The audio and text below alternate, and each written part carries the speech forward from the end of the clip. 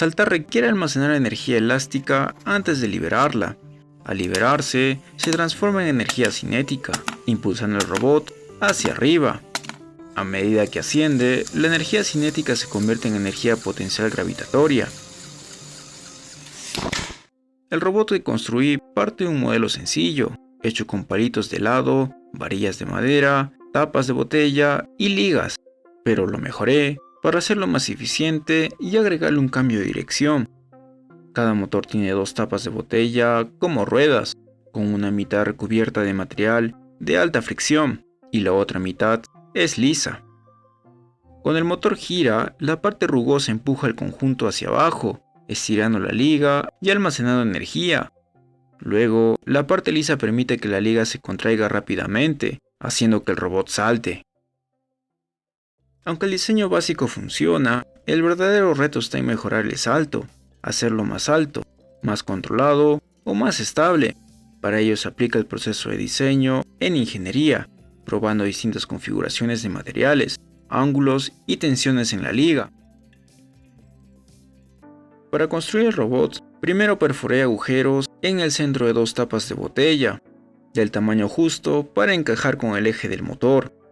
Luego se elaboró una base con palitos de helado y se prepararon dos varillas de madera de unos 10 a 12 centímetros, justo con dos trozos de pajilla de 3 a 4 centímetros, que pudieran deslizarse suavemente sobre las varillas.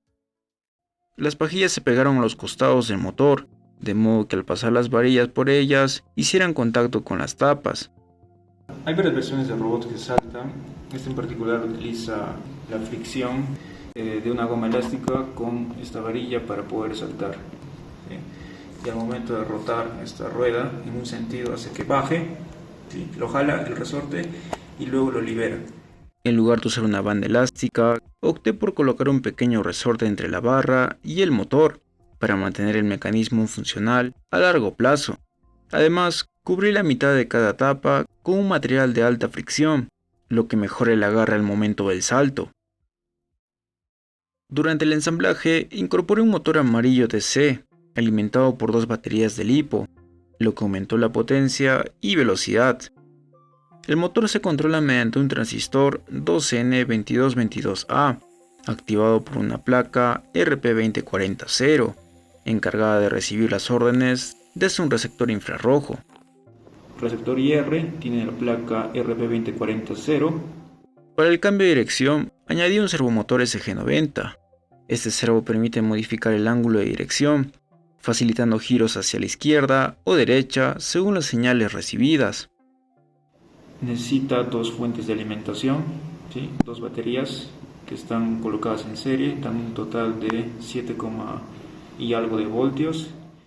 La programación se realizó en Arduino IDE, empleando las bibliotecas IRRemote y Servo. Se inicializa el receptor IR en el pin 8 y el servo al pin 0. El pin 1 se usa como salida PWM para controlar la velocidad del motor. Cuando se recibe un comando IR, el programa identifica el código hexadecimal y lo traduce a uno de los 4 estados: avanzar, girar a la derecha, girar a la izquierda o detenerse. Cada 250 milisegundos, el sistema actualiza la acción según el estado actual. Por ejemplo, mover adelante, centra el servo en 90, girar derecha, ajusta el servo a 0 grados, girar izquierda a 180 grados y detener, apaga el motor. Y este servo en la parte inferior permite darle direccionalidad para irse izquierda, derecha.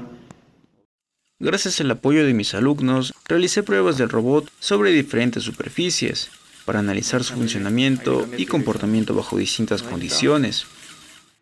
Los mejores resultados se obtuvieron en superficies lisas, ya que el robot no alcanzaba grandes saltos en terrenos irregulares. Está dando la vueltita.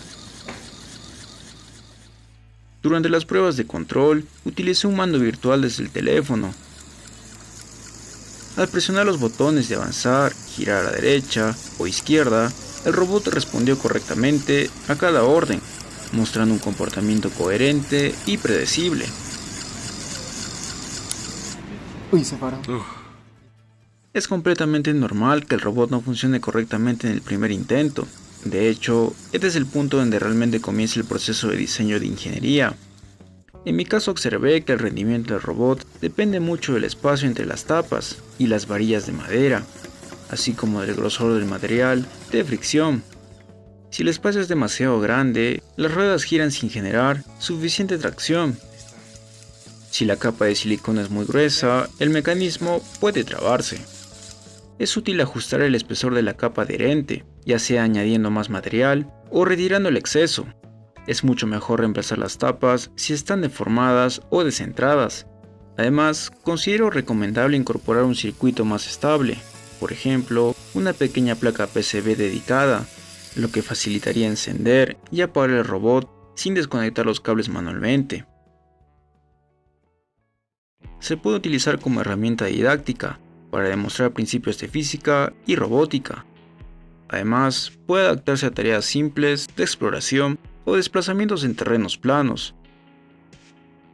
Para evaluar su desempeño se pueden establecer métricas de rendimiento, como la distancia o la altura alcanzada en un solo salto.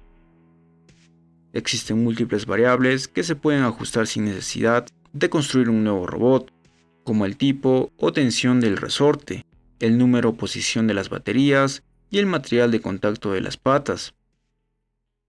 Este proyecto permitió desarrollar un robot funcional mediante la experimentación, la creatividad y la aplicación de principios básicos de ingeniería.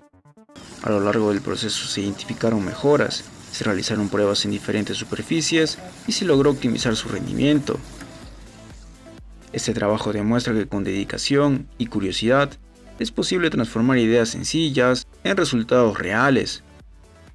Si te gustó este proyecto y quieres seguir viendo más experimentos, innovaciones y avances en robótica, te invito a suscribirte y apoyar este tipo de iniciativas y la innovación. ¿Lo paraste? También es posible realizar pruebas controladas, colocando obstáculos o grabando los movimientos en cámara lenta con un teléfono móvil y una regla como referencia. Sin embargo, moverse saltando es un desafío completamente distinto. Para lograrlo, muchos ingenieros observan la naturaleza, animales e insectos que usan el salto como forma de desplazamiento. Se conoce como robótica bioinspirada